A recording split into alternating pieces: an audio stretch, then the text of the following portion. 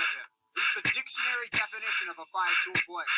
If those tools are bad takes, being loud, constantly late, and defending the Reds until the day he dies.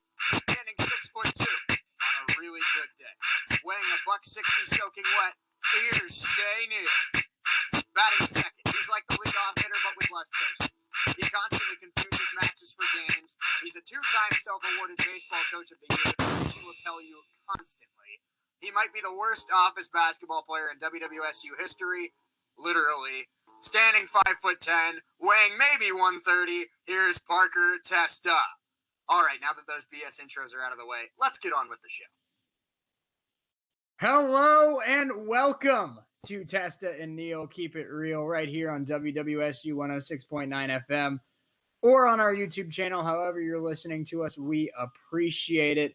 I'm Shea Neal, alongside with me, Parker Testa. Parker, we're getting the intro back to normal. And hey, if you didn't catch it in the show yesterday, I know you didn't yet, we have got some bomb station liners coming from the one, the only, the legendary Kev Nash coming later in the show.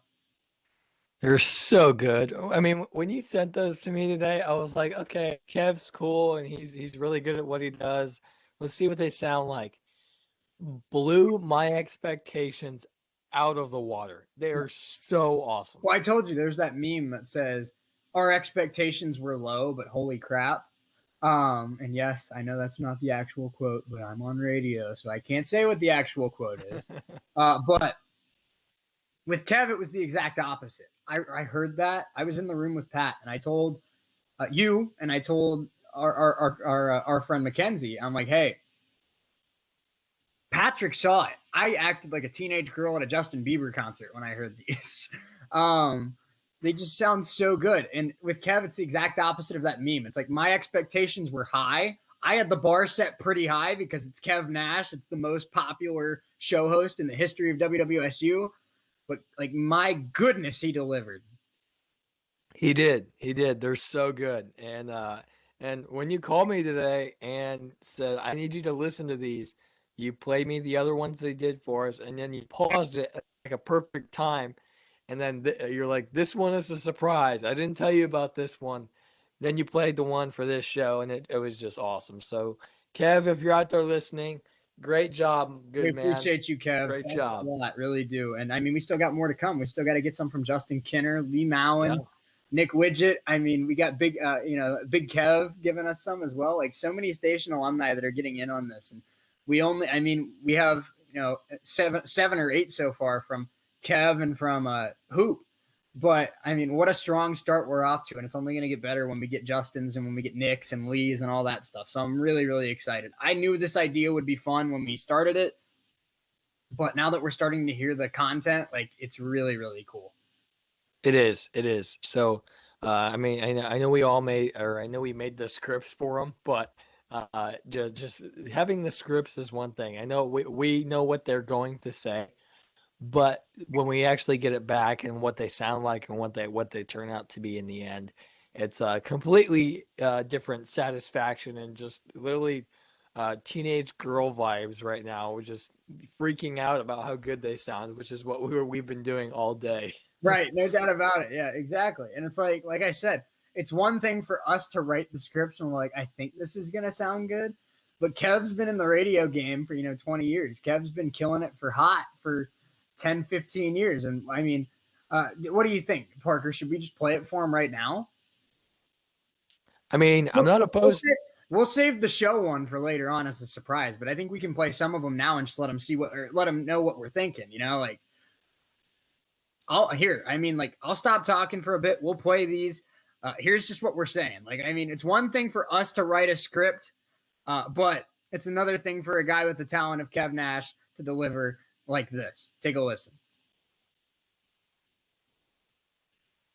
Hey, what's going on? It's Kev Nash from Hot 102.9 and 1410 Wing AM, and I'm a proud alum of WWSU. You're listening to Wright State Raiders Sports right here on WWSU 106.9 FM, where the Raiders play. What's going on? It's me, your man, Kev Nash, and you can catch the hottest local artists and the latest in rock, hip-hop, country, and R&B right here on Dayton's Right Choice, WWSU 106.9 FM. Hey, what's going on? It's Kev Nash from Hot 1029. Now, before I started interviewing some of your favorite artists, hosting some of the hottest clubs in the city, I got my start at WWSU. So get involved. Join the radio station. Play your cards right. You could be the next big thing. So good. I love that last one, man. I mean, Right. I think Kev's kind of like known. He's notorious for his vibe. Like he's just so chill and down to earth and laid back. I mean, it's why, like, I mean, I'm 21 years old. I'm not supposed to be like, you know, boys with a guy like Kev Nash, but he's just so laid back and down to earth that it's easy to talk to him. It's easy to hang out with him because my favorite thing about Kev, he's been in this game a lot longer than I have. He has so much more talent than I do, but he doesn't treat me any different. And that's what's really cool about Kev. But we still have one for this show that we're going to play a little bit later. But that last one where he's just like, hey, play your cards right. You could be the next big thing. I love that because that's exactly what happened to Kev. He joined WWSU just kind of to have fun with it, turned his show into the most popular show this station's ever seen. And now he's kicking it in some of the hottest clubs in the city and interviewing some of the biggest hip hop artists in the world at Hot 1029. Yeah, and I know the people who just listened to that on our YouTube feed just saw your feed because of the sound is coming from your computer, but both of us had just big smiles on our faces listening to that because it's just awesome. Yeah, no doubt about it. Kev really did kill it, and I mean, we said jokingly earlier that you know the bar is set very high for another one of our colleagues and friends, Justin Kinner, but Justin's another guy that has all the talent in the world, and he's done this for a long time in terms of making really quality liners. So I'm excited to get Justin's as well because I think he's going to kill it just the same. Yeah, I think he will too. Justin's really good at what he does, and like you said earlier, Kev set the bar pretty high, but I think Justin's going to deliver as well. Yeah, friendly competition between Justin and Kev, but I think they're willing to kind of meet each other with that elevated standard. So just two of the many, many talented alumni we've had that go through WWSU. So I'm excited. We'll play the Testa and Neal Keep It Real one when we come back for hour number 2. So make sure you keep it locked at the 2 o'clock hour. That's when we'll play it. But that was a surprise. I knew Kev was going to make the 3 that we just played, but I said, hey, if you have time, here's one for our show. If you got time, great. If you don't, I totally understand. He did have time, and it sounds fantastic, and I'm so excited to share it. It does. And when you sent it to me, I didn't know that was the thing. Like I said earlier. So, I was blown away by it, and I'm sure all of you will be. I know none of you care about these about these comebacks to broadcasts or shows, but those are the things that us as radio nerds geek out about every single day. So it made us both very happy today, and we can't wait for you all to hear it. And the biggest thing, it's not a 20-second. It's not just the 20-second commercial or the 20-second whatever that's getting us excited. It's the fact that it's a step above what we've been doing in the past. And it's a step above where we were a couple months ago, a year ago. We're raising the bar at WWSU, and I think that's the exciting part of it. Yeah, I mean, almost anyone can make a 25-second commercial, myself included. I mean, I've done it. If I can do it, anyone can do it. But the fact that these alum are excited to get involved, the fact that I've heard other orgs are like excited about the revival of WWSU, that's what has me excited. That, I mean, it's something different that we haven't done before. And I think it's something that's modernizing this station, and it's something that's getting a ton of people hyped up. Yeah. And those people getting hyped up is I know I am. I know you are. I know everybody that's been involved with this process over the past few weeks are excited. And I mean, this is, like you said, this is just the beginning. No doubt about it. All right, we got a lot of show to get into today, so let's get started. About 10 minutes in, we appreciate you hanging out with us here on WWSU 1069 or on our YouTube feed, however you're listening to us. We do appreciate it. We got a lot to get into today. We have, I found a fun interactive segment for today.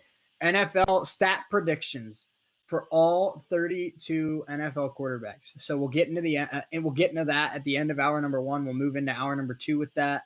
But I'm excited for that. We're going to if you remember from our show last week, we did overrated, underrated, or properly rated.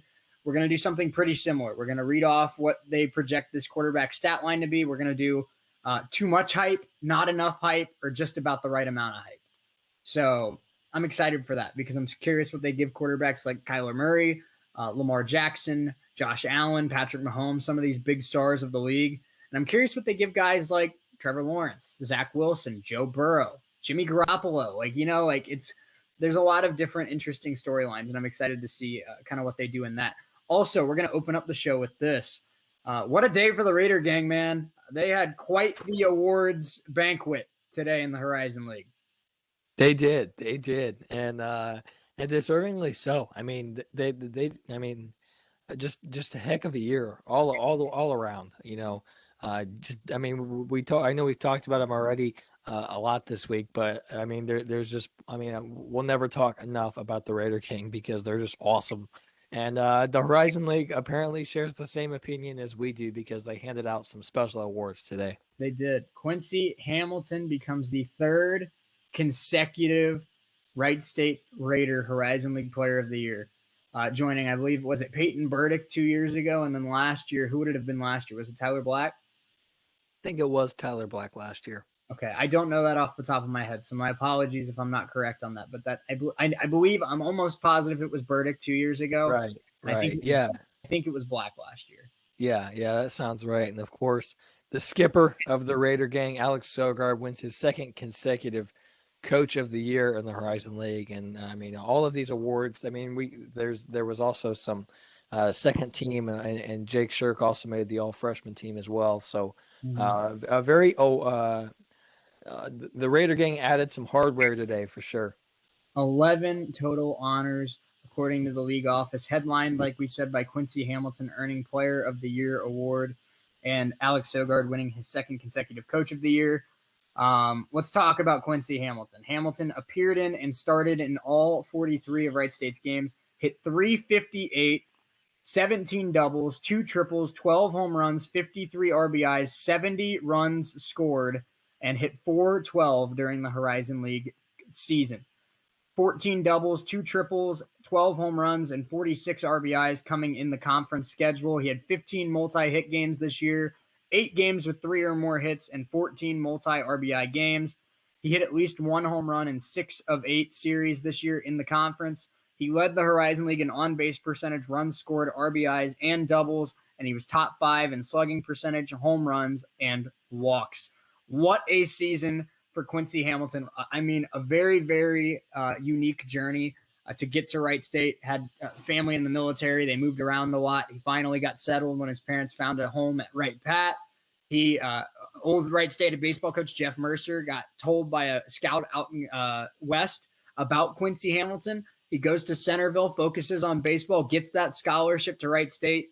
And from what he was as a freshman to what he did this year as a junior, what magnificent growth from Quincy Hamilton. Could not think of a player more deserving of Horizon League Player of the Year.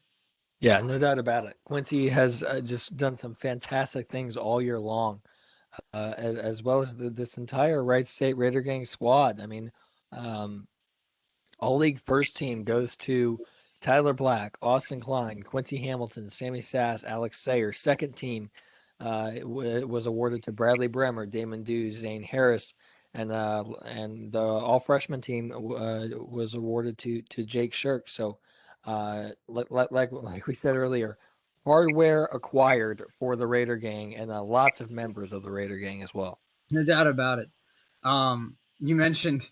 Let's talk about some of the other first team let's talk about Sogard really quick, I should say. Sogard wins Coach of the Year for the second straight season after winning it in 2019. Obviously, last year, that wasn't really a Coach of the Year. He becomes the third head coach to win Coach of the Year, multiple head Coach of the Year honors for Wright State, and that's Rob Cooper, who's now the coach at Penn State, and Greg Lovelady, who's now with UCF. But I will say, if Jeff Mercer didn't get that Indiana gig, he also would have won multiple Coach of the Year awards. So Wright State baseball obviously has had some really good coaches over the last 10 years. They have, and I'm sure Bob Grant has been extremely fortunate and thankful to have such successful head coaches leading the Raider gang. And Coach Sogard is just another name to add to that list. And He takes home his second Coach of the Year award in as many years. So congratulations to Coach Sogard and all of the Raider gang who received awards today. And I will say, I think that there should be an Assistant Coach of the Year award or whatever you want to call it, Assistant of the Year, because I think Nate Metzger deserves some recognition as well. He does. He does. I mean, he's no doubt about it. I think that this entire coaching staff should take home an Assistant Coach of the Year award because they're just. I mean, Coach Sogard is the one that gets all the credit, but there's people, as in any profession or any sports franchise or club. There are people behind the scenes that don't get enough credit, as much credit as they should, if any at all. And Coach Metzger, and as well as the other Raider gang coaches on staff there, deserve just as much credit as Coach Sogard, and I think he would tell you the exact same thing. Yeah, and that's what I was just about to say. I mean, pretty much something that's very unique about Wright State is there's a lot of coaches, whether it's baseball or really any sport, where the head coach kind of, thinks of themselves on a higher pedestal than some of the assistants or some of the other members of the staff. Alex Sogard is such an easy person to communicate with and to, to root for because, I mean, it doesn't matter if it's us with WWSU. It doesn't matter if it's one of his assistant coaches, one of his players, whatever. Alex Sogard knows that it's a group effort that puts the Raider gang product on the field. And he always seems to give credit to the players, to the assistant coaches, all that kind of stuff. So Alex Sogard deserves all the credit in the world for what he's been able to do with this program, especially after Jeff Mercer left. I mean, they didn't skip a beat. It seems like they've only improved. So like you said, congratulations to Coach Sogard, but congratulations also to Coach Metzger, Coach Weatherford, Coach Sloan. I mean, this entire staff's killed it all year long. After an 0-5 start, they went 32-6. That doesn't happen unless you have the best players, the best coaches, and the best support system. Yeah, no, it doesn't, and that's exactly what Coach Sogard and company have there.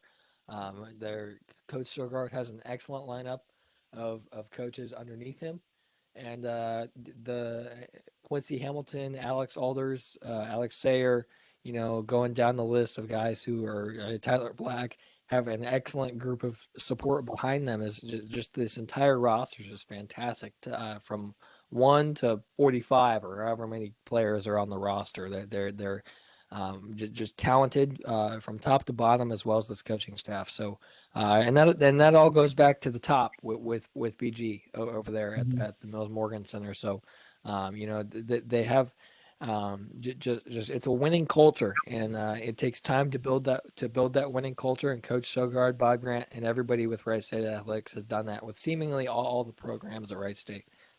No doubt about it. And I mean, I look at this. I mean, I'm curious your thoughts on this because it seems like it varies from conference to conference. But do you think of Alex Sogard as the head coach of the Raider gang or the manager of the Raider gang? Because I think it varies from conference to conference. I know the SEC calls them managers. It seems like the Horizon League is more of on team head coach. What do you think of Sogard? Is he a head coach or a manager? I think it's because what's a manager? A guy who's in charge of. You think of manager, you think of a guy who's in charge. You think of a head coach, you think of a guy who works with everybody else. I think of Coach Sogard as a head coach. He will. I mean, he does. I know. He won't take all the credit. He's very quick to pass off credit to his assistant coaches, his players, to anybody else but him, and that's the sign of just a great dude. It really is. So I think of as a head coach, you're more of just kind of you're more of a leader than somebody who's in charge. Yeah, no doubt about it. Let's get to the first team all-conference players: Sammy Sass, Alex Sayer, as well as Austin Klein and Tyler Black. Black hit 379 this year with 13 doubles, a triple, 9 home runs, 47 RBIs, 56 runs scored. If there wasn't that stretch of season where Tyler Black was injured, Parker, he'd be right up there with Quincy Hamilton for Player of the Year. He had quite the year, and he's been considered Wright State's, hottest draft prospect in a couple years. Obviously, Wright State gets a couple guys drafted every single year, but Tyler Black, I think, has been considered the most exciting prospect that Wright State's had in a couple years. Well, this season he lived up to the hype, and I think he's going to be a very, very early pick in the MLB draft, and I'm excited for Tyler Black's future. I am too. We've seen just a lot of Raiders just have just really great success in the minor leagues. How about what Peyton Burdick's doing down there with Birdie's the Pensacola killing it, man. Blue Wahoos? I mean, he's coming off a Player of the Week award for that league.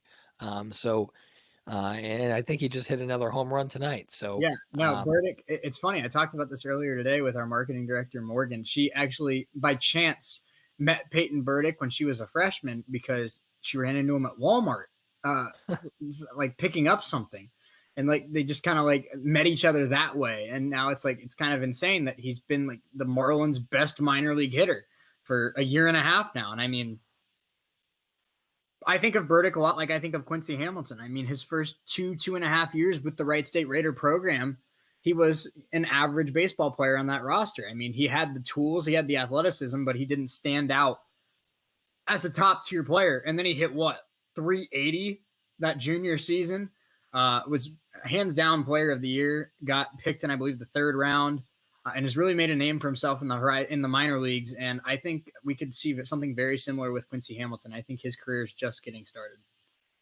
It is, and that's a scary thought to from what he's done this year. Just, I mean, it really is a scary thought. He was second in Horizon League play in batting average. He hit .412 in Horizon League play, 12 home runs. He led the league in slugging, .866, on base percentage .560, runs scored 60, ribbies 46, and you get on doubles. base in 56% of your at bats. I don't care what conference you play in. That's Barry Bonds numbers. Right, and it's unbelievable, and to think. Overall this season, he 358, 12 home runs, 53 ribbies, scoring a league best 70 runs and stealing 18 bases.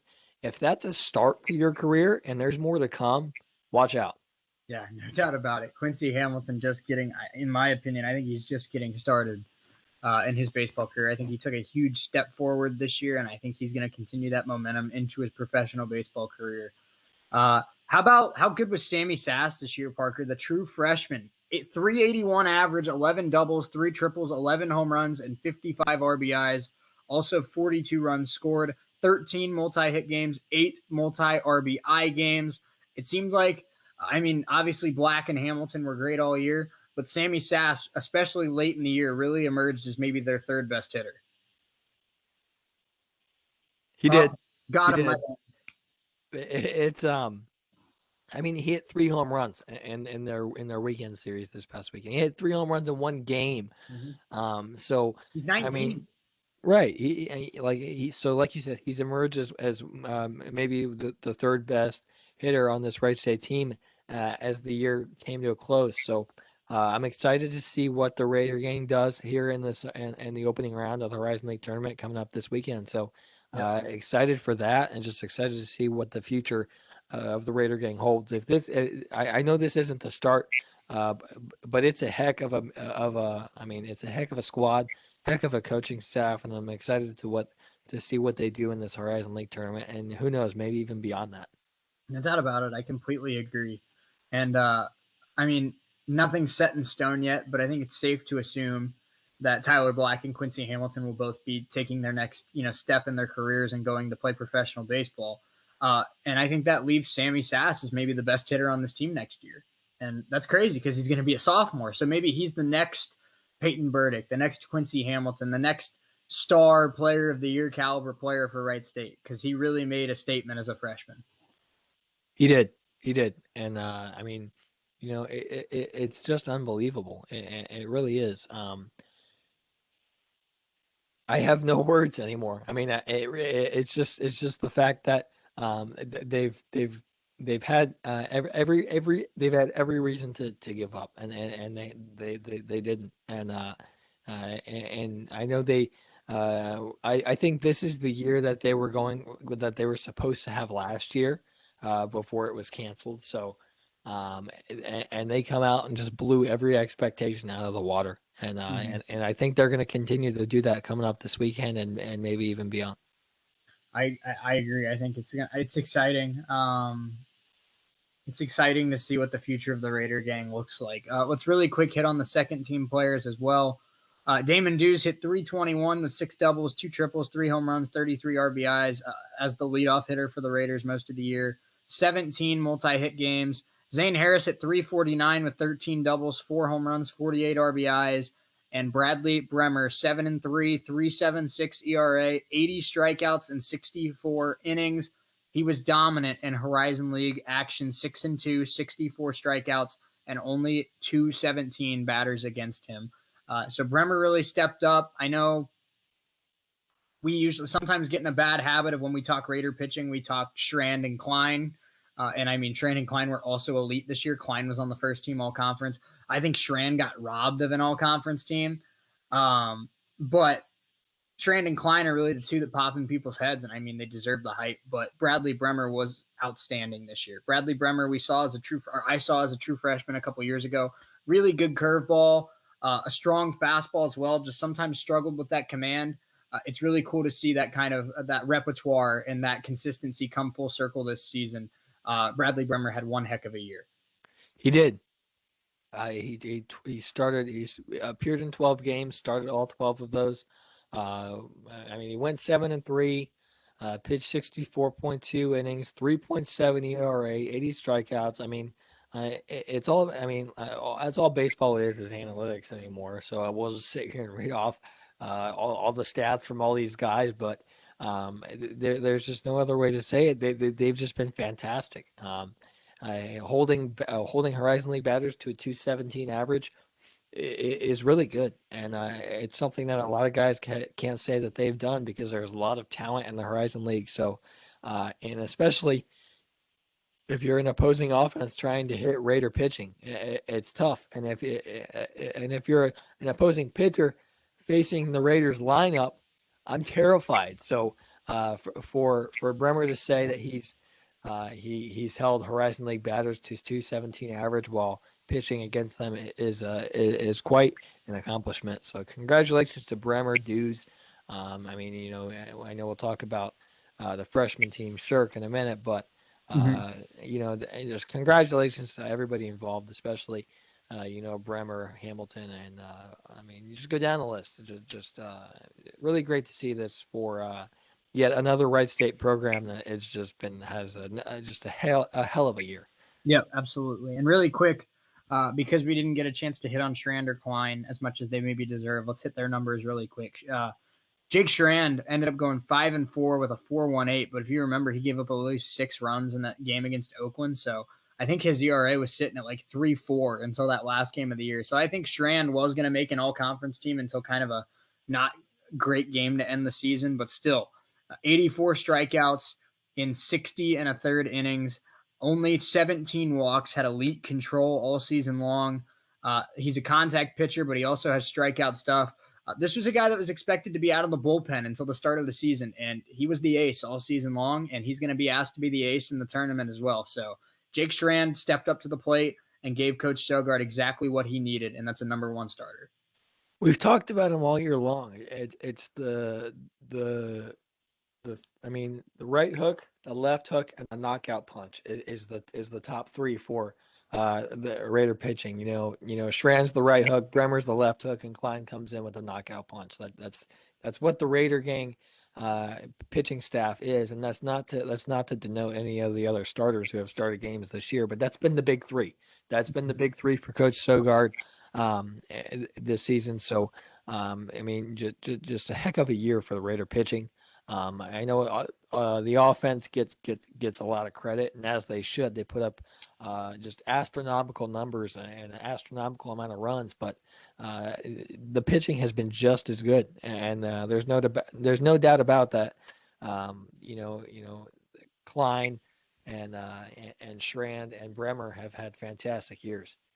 No doubt about it. And really quick, Austin Klein ends up also going 7-1 with a 3 ERA, 1.1 WHIP, 63 innings pitched, only 16 walks, only 53 hits allowed. He also had 82 strikeouts. He only gave up 11 extra base hits. Hitters only hit 223 against him. I don't know off the top of my head, and I should know this, who won Pitcher of the Year in the Horizon League, but I mean, Austin Klein had a pretty damn good resume for it. He did, and you can make the case for all three of those guys to win Horizon League Pitcher of the Year, but we're not the people who makes those decisions. Unfortunately, it's probably a good thing because I'd love to have a vote if anyone ever wants to give me a vote. Yeah, but Pitcher of the Year for Horizon League went to Colin Floyd of Youngstown State, and he had a good year. So he did. So I mean, it's not like they're just giving it to somebody who just Parker Testa from Wright. Yeah, a guy who hasn't played baseball since the 6th grade. So it's the Raider gang has just been fantastic, and they're just good, man. I have no other words. They're just good. They're just so damn good. No doubt about it, man. I mean, this Wright State baseball team has been good since I got to campus, but it feels like they're different this year. It feels like they're not – just calling them good feels like a disservice. They're really good. They're great. Yeah, they're historically good. Right. Yeah, so I'm excited. Horizon League tournament starts on Thursday afternoon. I mean, I'm sure we'll have plenty to talk about on Friday's show about that game. I believe I got to double check. It's at 4:00, isn't it? No, it's at 11 a.m. So we'll actually be able to hit on it a little bit, maybe. We'll see. But we'll definitely hit it on Friday if we can't get to it on Thursday. But I'm excited for that. I assume Schramm's going to be pitching on Thursday, and if they win, I assume we'd see either Bremer or Klein on Friday. But with those big three, those three workhorses like we talked about, and the best offense in the country, I'd really be surprised if they lost a game in the Horizon League tournament. Yeah, I mean, we talked about it yesterday. They have all the pieces in place to make a deep tournament run, if not win the whole thing, which I think they will. And they also have pieces in place to make a deep run into the NCAA tournament, which I also think they will. You've said it all year that you think this is the year for super regionals, and I agree with you. The talent's definitely there, and if they can continue to score at a rate that they've been scoring at all year, there's no reason why they shouldn't make it to supers. All right, we got about 25 minutes left here in hour number 1. Let's get into this NFL topic, Parker, shall we? 2021 NFL stat predictions for every starting quarterback. All right, we're going to play a game very similar to overrated, underrated, or properly rated like we did with some athletes last week. This is going to be too much hype, too little hype, or just about the right amount of hype. We're going to read off these stat lines, and we're going to decide whether this is, an underrated stat line, an overrated stat line, or just about right. So we'll start with one of the most exciting young quarterbacks in the NFL, Kyler Murray. And Kyler is projected for 4,600 yards, 34 touchdowns, 10 interceptions, 550 rushing yards, and 8 touchdowns. I mean, with the new offense of the Cardinals, they have D-Hop coming back, but they bring in A.J. Green, Christian Kirk, James Conner, as well as, it's a solid, improved Cardinals roster. I'm going to say that's just about the right amount of hype. I think Kyler Murray's an MVP candidate this year, and I think 4,600 yards, 34 touchdowns, and another 8 touchdowns and 500 yards on the ground sounds about right for one of the most talented athletes in the NFL. Yeah, it does. And Kyler Murray is one that we all think is just going to be just fantastic. I mean, we saw flashes of it last year, and I think there's no reason why that he shouldn't have the same amount of hype, if you will. And they just add more to this already really good wide receiver room. AJ Green is there. They added Rondale Moore in the draft, Christian Kirk, Andy Isabella, as well as D-Hop. So this is one of, if not the best wide receiver room in football. And it's going to propel Kyler Murray to have a fantastic year. I agree. All right, let's move on to number 2, and that's Matt Ryan. Matt Ryan's an interesting case. The Falcons, maybe not the best team in the league, but I think they still have plenty of weapons. So for Matt Ryan, they say 5,000 yards, 41 touchdowns, and 13 interceptions. But I will say That is if Julio Jones is a Falcon this year. Without Julio, they say 4,600 yards, 37 touchdowns, and 14 interceptions. I love Matt Ryan, and I like Kyle Pitts and Calvin Ridley, but I'm going to say that that's a little overhyped. I don't think that Falcons team is that good. That sounds a lot like MVP Matt Ryan numbers to me. And while I think he's still a fringe Pro Bowl quarterback and a lot better than some people give him credit for, I don't know if 40 touchdowns and 5,000 yards is on the table this year for Matt Ryan. No, I don't think it is either. Especially if he loses Julio. As good as this offense is, I don't think that they don't really have a workhorse running back, as well as a great pass blocking running back. So it's a little bit much for me. I think 5,000 yards. That's Drew Brees numbers. I was gonna say that's Mahomes and that's like Mahomes and Big Ben and Justin Herbert, guys like that. Right. Yeah. So I think this is a little bit too much for me. It's a little bit overhyped. I think a proper, a proper judgment for me is he'll hover around 4,200 yards. I think the touchdowns is possible. I just don't know if he'll get there yardage wise. Yeah, I'd agree. I'm thinking somewhere around like 4,400 yards and maybe like 35 touchdowns. I don't think he's gonna, I think 13, 14 interceptions sounds about right. I just dock him a few hundred yards and a few touchdowns because I don't think the Falcons offense is going to be as good as they think it is in this article. Let's get on to Lamar Jackson, everyone's favorite running back out in Baltimore. They have Lamar Jackson for 3,500 yards, 32 touchdowns, 8 interceptions, 900 rushing yards, and 8 touchdowns. I think the rushing totals are right on the money. I might surprise you with this though, because I don't mind Lamar Jackson, but I'm not a Ravens fan because I'm a Bengals fan. I think they kind of underhyped him here. I think he gets to 4,000 yards.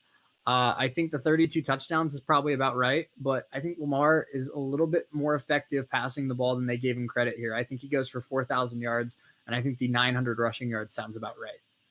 I agree with you on the rushing part of this, and I agree with this article on the rushing part of this. I think this is overhyped though for passing. I see him as like he'll hover around 3,000 yards for passing. I don't think he'll get to 30 touchdowns. I'll put him in the 27, 28 range for touchdowns. I just don't think he's as good of a passer as you think. I know there's a lot of people that dock him for being a running back, like you said. But I think that he's not really a pure passer yet. There's been flashes of that he can be a great passer. I just don't quite think he's there yet for me. So I think this is proper, or this is properly rated. I actually, yeah, this is as far as the rushing goes, I think this is properly rated. I think this is a little bit overhyped for me on yardage. I think he'll hover around 3,000 with somewhere in the neighborhood of 27, 28, 29 touchdowns. Yeah, absolutely. Let's move on to Josh Allen, maybe my favorite young quarterback in the NFL other than Joe Burrow. I think he's going to win MVP this year. That's just my opinion. But Josh Allen is projected for 5,000 yards, 43 touchdowns, 9 interceptions, 430 rushing yards, and 6 touchdowns. That may sound like a lot. The Bills don't have a running back, and Josh Allen is a top 5 quarterback in the NFL right now. I think this is properly hyped. I do. I agree with you here. With the cannon that Josh Allen has, and I think the touchdowns is a little bit overhyped. I think he'll be somewhere in the neighborhood of 35 or 38 touchdowns. But I think he was a little bit underwhelmed with the rushing yards. I think people don't give him enough credit as a rusher. I think he'll be up around 600, maybe 650, 700 rushing yards. I think 6 touchdowns is appropriate. But I think he's more of a runner than a lot of people give him, or he's more of a runner than a lot of people don't think he is. So I think the passing yardage is accurate. I would probably add in 100, maybe even 200 rushing yards to that total though. Okay. I don't mind that at all. I'm a big Josh Allen fan. So, I think that every time I see Josh Allen projections, I always think he's going to exceed them instead of come up short, because I just think like you said, with his arm talent, with his athleticism, with his size, with his strength, the sky is the limit for Josh Allen. I mean, we talk about how good Pat Mahomes is, and I mean, he's an all-time talent, but Josh Allen might have a better arm than Patrick Mahomes, and that's insane. And that's saying something, because when he was coming out, a lot of people thought that Josh Allen was just a guy with a huge arm that really can't throw it very accurately. Josh Allen was picked the same year as Patrick Mahomes was, 3 picks before Mahomes went off the board, and right now, it's looking like a great pick. It's looking like a rivalry in the making. Mahomes versus Allen for the next decade to come. Maybe it's the next Brady versus Manning. Maybe it's the next, Breeze versus Rodgers or whatever. But it looks like for the next decade, because the Bills aren't letting Josh Allen go anywhere, and the Chiefs have already made Patrick Mahomes the wealthiest football player in the history of the sport. We'll see a lot of Patrick Mahomes and Josh Allen in years to come, both in the regular season and I think fighting for a trip to the Super Bowl. Right. It's possible, and it really is. I like Josh Allen a lot, especially because he's in Buffalo, a franchise who hasn't had a lot of success really since the '90s, and even that was miserable, losing 4 Super Bowls in a row. So it's good to see Buffalo back in the hunt for a Super Bowl, and I think they're going to get there within the next 5 years. I really do. I agree. I think this Buffalo defense is nasty, and Josh Allen is an MVP candidate waiting to happen. The receiving core is good. Really, all they need is a serviceable running back, and I think this is a Super Bowl team. And we'll see if they have that issue fixed this year. But let's move on. This one I'm excited about. Maybe not, maybe more than some people, but Sam Darnold with the Carolina Panthers. Sam Darnold, one of the obviously the more interesting storylines of the offseason after 3 inconsistent years with the Jets. He will have DJ Moore and Robbie Anderson, 2 solid wide receivers. He also has Joe Brady, very talented young offensive coordinator on offense, and as well as a coach that we both really like in Matt Rule. So I think the pieces are in place for Darnold to have a strong year. But they say that Darnold's going to throw for 4,000 yards, 27 touchdowns, 13 interceptions, 200 rushing yards, and 3 touchdowns. I think the yardage is a little low. I'd give him like 4,200. I think he gets about 30 touchdowns. I think the interceptions is correct, though. If there's one like knock on Sam Darnold, he makes quite a few mistakes. So I think 13 interceptions sounds about right. So for me, this is a little bit overhyped. I think this is going to be like a feeler year for Darnold in Carolina. I think he'll hover around 3,300, maybe 3,500 yards, and he'll. I think the touchdowns is accurate, though. I think he'll toss 25 touchdowns. I'll give him on the higher end of interceptions, though. I think he'll be around 15 or 16 interceptions. So, yeah. The yardage numbers is a little bit much for me, but I think with McCaffrey there as one of the best pure runners in football, I think Darnold's in one of the perfect positions to kind of revive his career a little bit there in Charlotte. 12 more minutes here to go in hour number 1. We're going to carry this into hour number 2 as well, ranking or reacting to stat predictions for every starting quarterback in the NFL. The Bears is an interesting one because they gave us stat lines for both quarterbacks, Parker. They say for Andy Dalton, 2,200 yards, 12 touchdowns, 5 interceptions. And for Justin Fields, 2,400 yards, 15 touchdowns, 4 interceptions, 400, almost 500 rushing yards, and 4 rushing touchdowns. I think Dalton's touchdown numbers are a little high. I'd give him like 8 touchdowns, maybe 4 or 5 interceptions. But I think Dalton's yardage sounds about right. And I like what they rank Justin Fields. I think Justin Fields is going to be a spark kind of player when he gets inserted. So I think the rushing yards and rushing touchdowns sounds about right. And I don't think, I don't know, 15 touchdowns sounds a little high. I'd maybe give him like 10. But I do think he makes an instant impact for that Bears offense. Yeah, the Bears are interesting to me because they got 2 starters. They really do. A lot of people thought Justin Fields would be a guy who would go to New York and start early on in the draft process, but he gets taken by the Chicago Bears, and this is one of the more intriguing quarterback battles that that we'll have this offseason. I know Matt Nagy has said recently that it's going to be Dalton to start the year, but that could change at any time. Personally, I think for Dalton, I think he lasts a little bit longer than most people think. I think he's going to hold his own as the starter there in Chicago. And eventually, I think Dalton will become the Andy Dalton that we're all used to seeing. In that he'll have a couple games in a row where he'll struggle, and then Matt Nagy will say, you know what, we'll see what Justin Fields can do, and then he'll come. I think Justin Fields will come out and play well. I think these predictions are pretty accurate. Like you said, I think 15 touchdowns for Fields is a little bit high.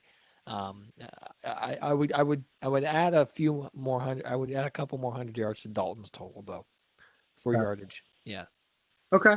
By the way, our colleague and friend Noah Kindig just tweeted or DM'd me on Twitter. He's at the Dragons game tonight, and the foul ball hit the window of the press box, and he fell out of his chair because he thought the ball was going to hit him. So shout out to Noah if he's listening to the show. I don't blame him one bit. If I was at the game tonight, I'm going to be at the game on Thursday and Friday. I might also be at the game tomorrow. If a ball hits the press box window, like you react like it's coming right at you. You don't even think about the window. So I would do the exact same thing, and I'd probably have my butt on the ground too. Right. Yeah, no doubt about it. Noah, I hope you're okay. A bruised ego will hurt a little bit, but you'll be all right. The Dragons are winning though, so at least he's having fun. The Dragons were down 6-0, and had scored 10 runs in 2 innings, and now lead at 11-7. So it sounds like a fun game tonight at Dayer Ballpark. So excited for that. The Dragons have been really, really fun to watch all year long. So Tom Nichols and Jack Kaiser get a fun team to broadcast for every night. So. Good for them, like that's all we ask for as broadcasters in sports is just a fun team to call games for. Right. No, our jobs are not fun when we're calling games for a team that's not very good. So we've been fortunate to follow programs here at Red State that are fantastic. So hopefully that luck continues to hold out for us. All right, let's move on to my favorite young buck in the NFL, and that's Joe Burrow. Coming off of a torn ACL, torn MCL, all that kind of stuff. I get it. His knee ended up in like 8 different pieces last year. But Joe Burrow's back. He was throwing at OTAs today. He's like 100% set on playing in week 1. He has T. Higgins, Tyler Boyd, Jamar Chase. But here's what they have projected for Joe Burrow. 4,700 yards, 33 touchdowns, 10 interceptions, 120 rushing yards, and 2 touchdowns. Maybe I'm biased as a Bengals fan, but 4,700 yards, 33 touchdowns. That sounds right to me for Joe Burrow if he can stay healthy.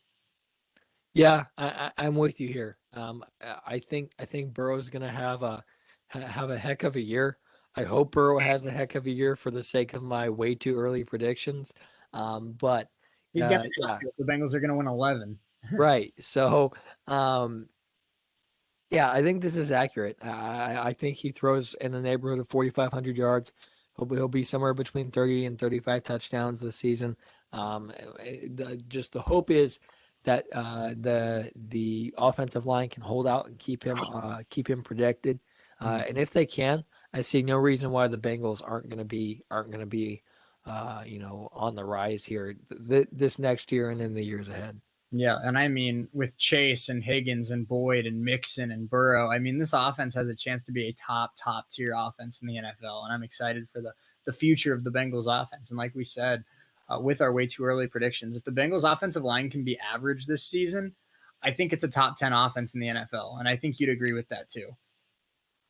Yeah, it definitely is, and of course, this all depends on the offensive line. If the offensive line can figure their stuff out, and if they can play really well, they can block for Mixon, they can keep the pocket clean for Burrow, and if the wide receivers can run their routes and get open pretty quickly, I think the Bengals are going to be a good team.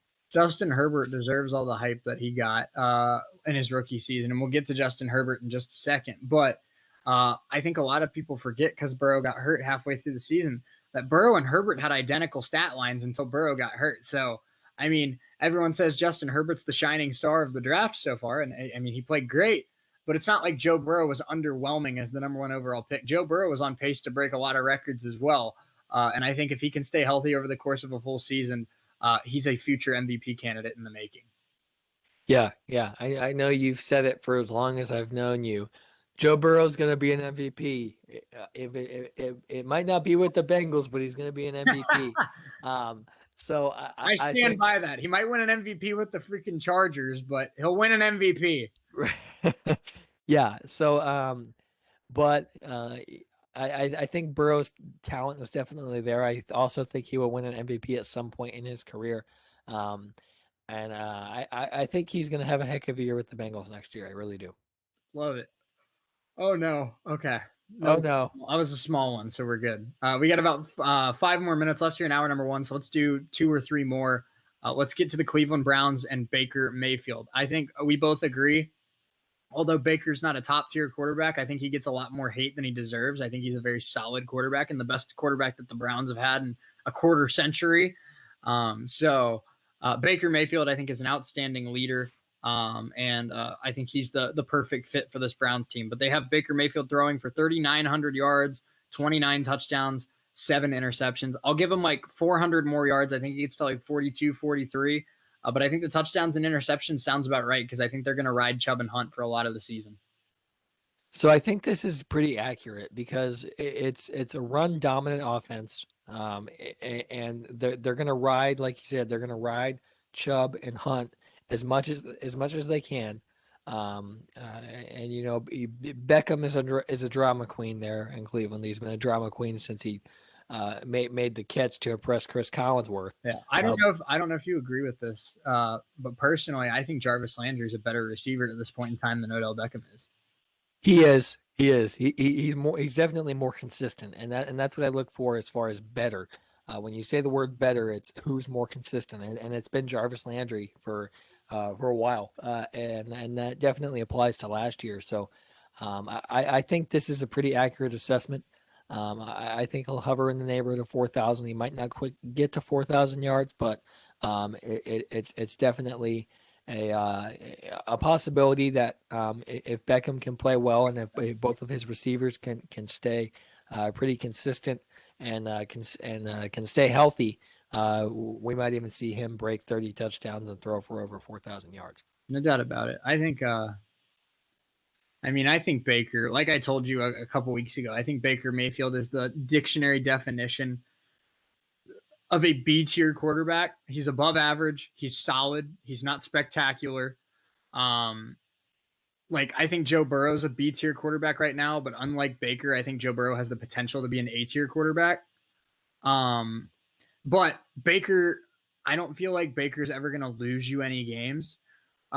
Baker's very similar to what Andy Dalton was in his tenure with the Bengals, where he's not going to win you any games, but he's not going to lose you any games. But he's a great leader. He knows the system well. Stefanski seems to think that he gets it. And I mean, that's more than you can say about any other Browns quarterback in the last 20 years. So I think the Browns are happy with Baker Mayfield. I think they give Baker Mayfield an extension, which I think he's earned. And I think we'll see Baker Mayfield as the quarterback of the Browns for many years to come.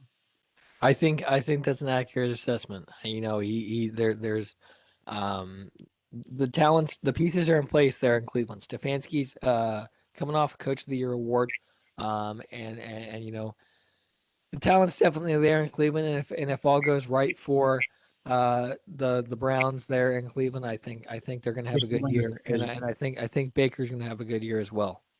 I agree. I think if the Browns live up to the expectations that I have for them, and I think that a lot of people have for them, I expect them to win the AFC North, and I expect them to win a playoff game or two. I mean, I think they're the third best team in the AFC behind the Chiefs and the Bills, and I expect to see them competing with the Chiefs and the Bills to come out of the AFC in the playoffs. Yeah. So let's do one more before we get to the top of the hour break here. This one is mind-boggling for me. Dak's coming off of a brutal, broken, dislocated ankle, and I mean that was heartbreaking, man. Like, I don't like the Cowboys, but I love Dak Prescott. I think he's worked his butt off to get where he's at. I think he's a very talented quarterback, and I think much like Baker Mayfield, I think he gets a lot more hate than he deserves. But unlike Baker Mayfield, I think he's a better quarterback than Baker. They have Dak throwing for 5,300 yards, 35 touchdowns, 10 interceptions, 260 rushing yards, and 5 touchdowns. The yardage is high. I say 4,700 yards. I say the 30 touchdowns or 35 touchdowns, I think that's pretty accurate. And I think the rushing yards and rushing touchdowns is a little accurate. I think they went a little over the top with yardage. But I think Dak and that Cowboys offense is a Pro Bowl caliber quarterback. And if he stays healthy, he might be in the MVP conversation. So I think 4,700 yards and 35 touchdowns is by far in the realm of possibility for Dak Prescott. I think this is, I mean, just blown out of the water for yardage. I mean, I had to sit here and rub my eyes to make sure I was seeing that right, Shay. I mean, 52 or 5,300 yards is insane. That's I mean, Rodgers and Mahomes in their MVP seasons. right. That's like 2013 Peyton Manning numbers. I mean, that it's definitely overhyped. I mean, I would duck that by 500 yards at least. He'll be somewhere in the neighborhood of 4,700 yards. I think 35 touchdowns is a pretty accurate assessment. It wouldn't surprise me if he hovers around 30, but I think 35 is a good assessment. Rushing yards, I think I would tack on a few more rushing yards to that. I think he'll be somewhere around 400 rushing yards. I think he's better of a runner than most people are giving him credit for. I think that's the reason why they put that number there is because that they don't know how his leg is going to hold up early in the year, and they might not take that chance. So I think these rushing numbers are pretty accurate, as well as touchdowns, but this yardage is blown way out of the water for me. Yeah, it's and I get that. I mean, Dak was on pace to throw for like 500 yards in the start of the season, but I'm a big Dak fan, but like you said, I mean, that's MVP candidate numbers. I don't expect Patrick Mahomes to throw for 5,200 yards or whatever. So I think that everything would have to go perfectly. Dak Prescott, if he gets that stat line, Dak Prescott's the NFL MVP. So I agree with you that I think that's a little, I mean, that's overhyped. But I think Dak does have a very solid year for the Cowboys. We will step away. Hour number 2 is coming up next. We still got a lot to get into, Parker. Jared Goff, his first year in Detroit. How about Stafford with the Rams? Russell Wilson. What do they think about Trey Lance and Zach Wilson and Trevor Lawrence? We still got a lot to get into, including your boy Carson Wentz with the Indianapolis Colts. So don't go anywhere. Hour number 2 is coming up next. Keep it real and keep it locked. We'll be back in just a few moments. Don't go anywhere.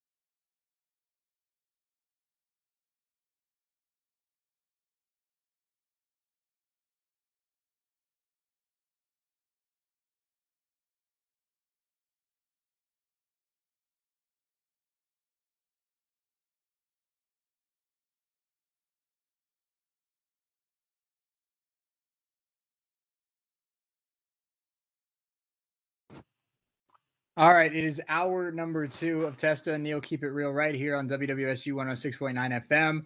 Appreciate you hanging out with us as well as on our YouTube feed on WWSU 106.9 on YouTube. So make sure you follow us there on social media at WWSU 106.9.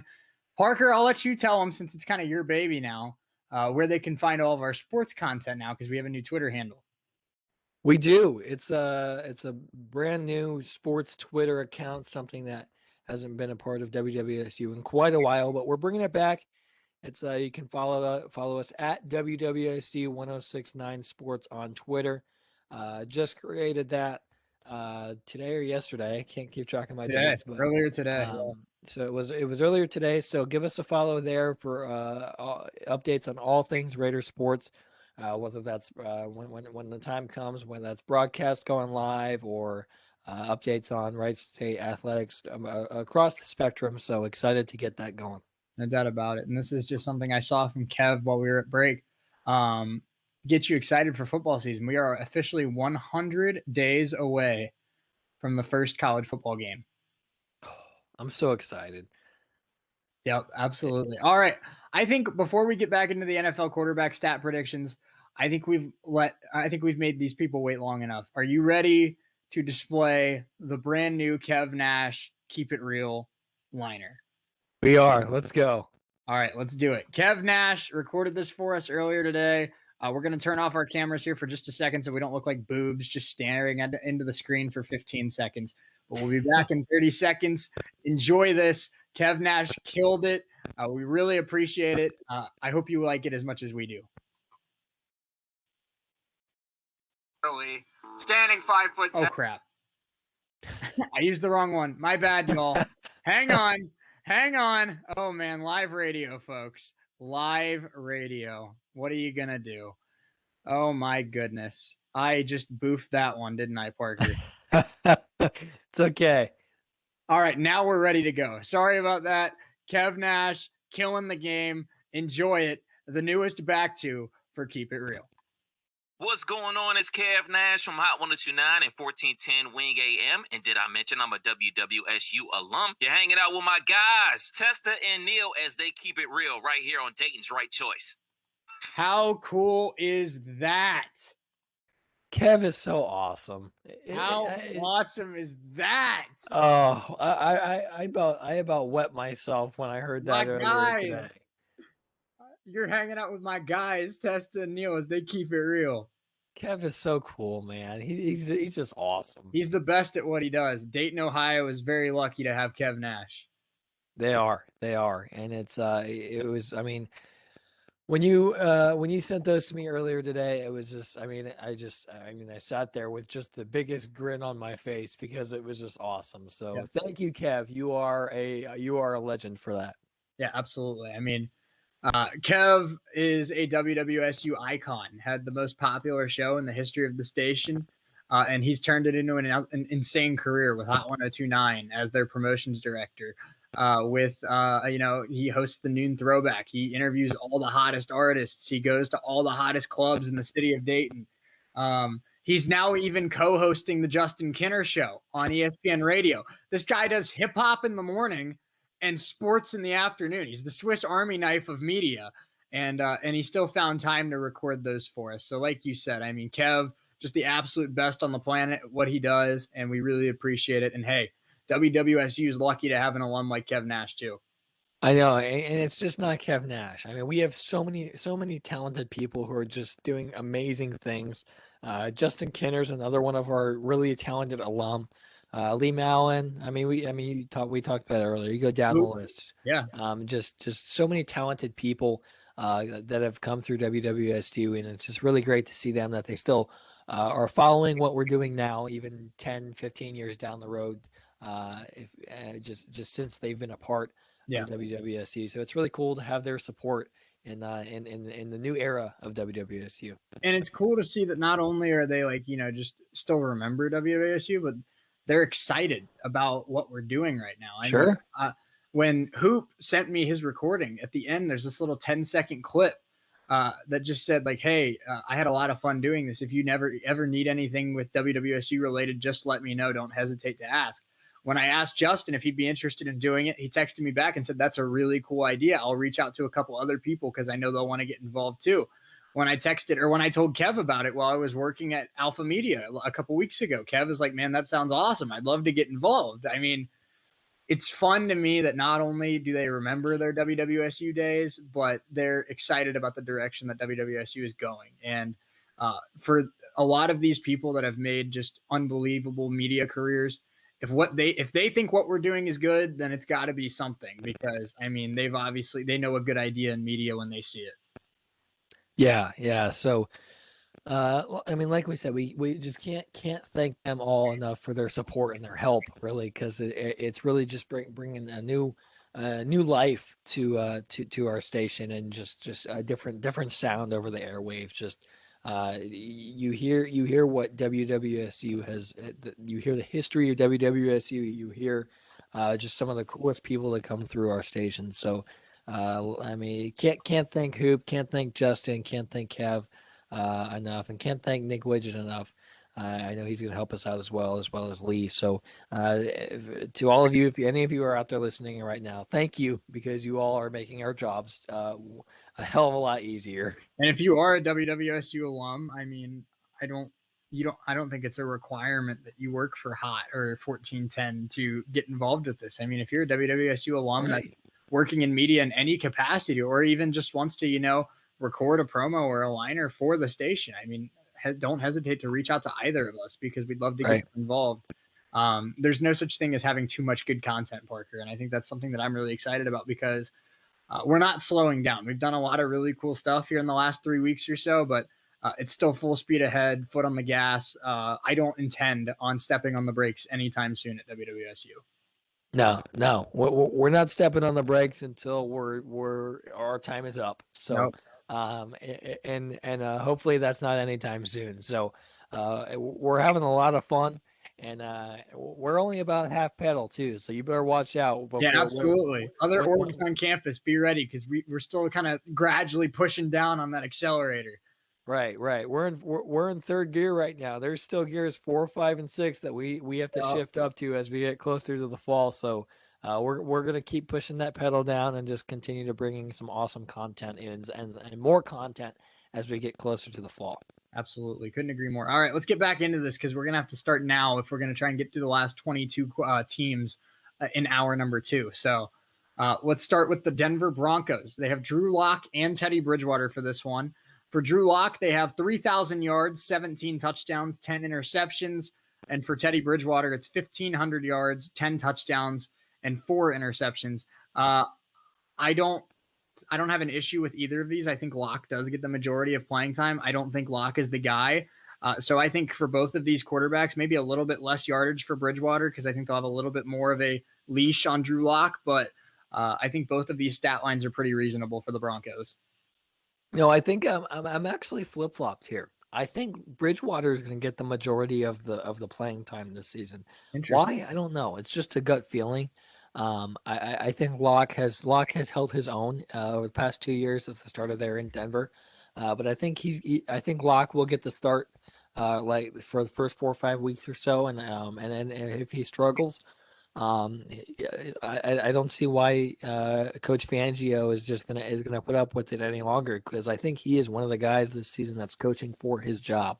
Mm-hmm. So I think that Bridgewater showed that that there's still there's still life left in the tank for Teddy Bridgewater. So if Drew Lock struggles, I see no reason why Bridgewater doesn't come in and try to save the day and save Coach Fangio's job. But if Locke is playing well, if it ain't broke, don't fix it.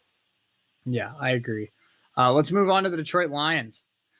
Jared Goff makes his first appearance in a Lions jersey. They have him throwing for 3,900 yards, 27 touchdowns, 12 interceptions. I think this is a little underhyped. I think Goff gets to 4,300 yards this year. And I think he might even get to 30 touchdowns. I don't think Goff is as good as Stafford, but I don't think Goff is a below average quarterback like they made the stat line sound. I think Goff is a solid quarterback that was in the Super Bowl a couple of years ago. And I think he gets 4,000 plus yards and maybe even 30 touchdowns in Detroit. Right. So This is interesting to me because the wide receiver and the target or the weaponry, if you will, for Jared Goff in Detroit is kind of it's kind of on the rocks, So I think this is an accurate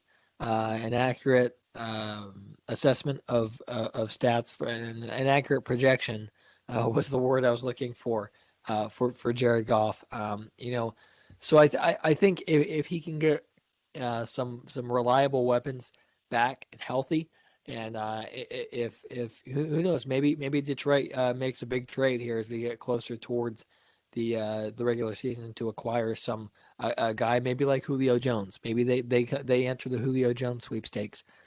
So I think this is an accurate projection based on what they have there in Detroit now. But if they can add a wide receiver or two, I think you can add some numbers to these totals. Yeah, I agree. Let's move on to the Green Bay Packers. It's an interesting, Parker. They think that Aaron Rodgers is going to play in Green Bay this year, and they have another MVP caliber season here from Aaron Rodgers. 4,700 yards, 42 touchdowns, 6 interceptions. They have Jordan Love throwing for 500 yards, 2 touchdowns and 2 interceptions, and a little bit of, a cup of coffee of playing time. I think that, I agree with Aaron Rodgers. I think if Rodgers plays, he's one of the best quarterbacks in the league, and I think he is an MVP candidate. So I have no issue with the Aaron Rodgers numbers. I just don't know if he's going to play in Green Bay. So that's really the only wait and see thing. But I think no matter what team Aaron Rodgers plays for, he's going to have a very, very solid MVP caliber season. Yeah. And I'm one of the people that's confident that he's gonna be gone. I don't think he is he's gonna put up with Green Bay any longer. But even if he is back, and like you said, anywhere he goes, he has a possibility to be really good. Or I mean, it's not a possibility. He's going to be really good. So, and I mean, whether you put him on the Kansas City Chiefs, which won't happen, but if you put him on the best team in the league, he's gonna be great. If you put him on the worst team in the league, he's gonna be great. So there's just no in between for Aaron Rodgers. As far as Jordan Love goes, from everything I've seen, both on Twitter and in the news, Jordan Love is not ready to play in this league. He's still on kind of a development phase as an NFL quarterback, as NFL quarterback standards go. So I think if Green Bay will get very lucky if Aaron Rodgers stays next season, and if he does, we're going to see another MVP caliber year. I agree. All right, let's move on to the Houston Texans. Tyrod Taylor and Davis Mills. They have splitting playing time for the Texans this year. For Tyrod, they have 1,600 yards, 11 touchdowns, 4 interceptions, 360 rushing yards, 3 touchdowns. And for Mills, they have 1,800 yards, 9 touchdowns, and 6 interceptions. I do think Davis Mills is going to get some chances to play in Houston this year. I don't know how good he's going to be. I'm okay with that stat line. Tyrod Taylor, I don't know if Tyrod Taylor gets that long of a leash. I think that's like 7-8 games of a sample size. And I feel like Tyrod Taylor is more of a 4 to 6 game kind of, bridge gap before they move to a younger guy. Yeah, I agree with you. And I think we are both in agreement that on the dumpster fire that is the Houston Texans is going to be one of the worst teams in football next year. They don't look good. And they lost J.J. Watt. They traded Benardrick McKinney, and Tyrod Taylor started 4 games in the last 3 years. So it's gonna be interesting, but they do have some light. Davis Mills is a rookie coming out of Stanford. So and really no one knows how he's gonna fare. He was drafted in the 3rd round, so he could be really good or he could be terrible. Nobody really knows. So, and that's what the Houston Texans are this year. They're not going to be a good team. So might as well experiment with what you got while you got it. Yeah, no doubt about it. And the Texans are going to be really bad this year. Right. Yeah. They might win like 3 games. Carson Wentz and the Indianapolis Colts. Let's see what they think about Carson Wentz. Before I read this off, I haven't seen it yet. What are you thinking? Let's make a I'm guess. thinking they're going to put him in the neighborhood of 4,000 with around 30 touchdowns. Okay, let's see what they say. They say 4,400 yards, 32 touchdowns, 12 interceptions, 300 rushing yards, and 4 touchdowns. So they're banking on Wentz getting right with Reich. And I think he does improve dramatically. I don't know if 4,400 yards is the extent of it, but I agree with you. I think 4,000 touchdowns 4,000 touchdowns would be insane. I think 4,000 yards and 30 touchdowns is definitely doable for Carson Wentz. And if he has, like this article says, if he ends up with 4,400 yards and 32 touchdowns, I mean, I think the Colts win that division. Okay, before I get into this Colts topic, I just need to celebrate for just a minute. Clayton Kershaw just went 7 2/3 with 6 Ks and 4 hits allowed. We haven't seen Clayton Kershaw go 7 2/3 since like 2010. So can I since you brought up the Dodgers, can I say that the Reds hit 2 bombs off Scherzer and beat the Nats? How about that though? The Reds are playing well tonight. Shut up. No, they're not. I said tonight. They scored 2 runs. They didn't even play that well tonight. They're just lucky that they have TJ Antone, who's a freaking stud. No, I'm just happy. I'm looking at the broadcast right now. They take Kershaw out to put in the GOAT, Joe Kelly, in Houston. Yeah. Well, okay. So what you just said though is unfortunately Reds logic, where they lose 4 or 5 games in a row and then they win one close nail biter and they're like, "Well, we're contenders now. We beat Max Scherzer." Shut up. Stop it. Get some help. Right. But back to the Colts thing, I think that I don't think he's going to return to 2017 MVP Carson Wentz. I don't think we're ever going to see an MVP once again. Right. So I think 4,300 yards is a little bit high for me. I think he'll be in the neighborhood of 38 to 4,000 rushing or passing yards. He'll be in the neighborhood of 30 touchdowns. I think they're going to rely a lot on Mac and Jonathan Taylor this season, the 1-2 punch of Mac and Jonathan Taylor this season. So they're going to utilize the running game. They have T.Y. Hilton back, which is huge. Even though he's 31 years old, he's very much so a threat still in this league. I know a lot of people would disagree with me with that. I don't care, to be honest. That if you disagree with me, come at me if you want. Go for it. Michael Pittman is another guy who played really well last season in his rookie year, and they're going to get Paris Campbell back, who needs to have a good year.